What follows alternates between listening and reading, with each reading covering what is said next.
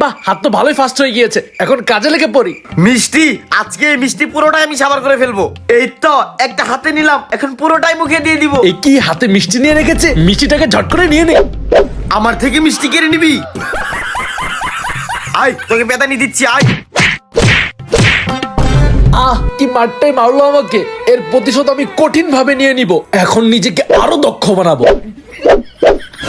আজকে 2 লাখ টাকা দিয়ে একটা ল্যাম্বরগিনি কিনে ফেলবো। 2 লাখ টাকা থাকা মানেই আমি কোটিপতি।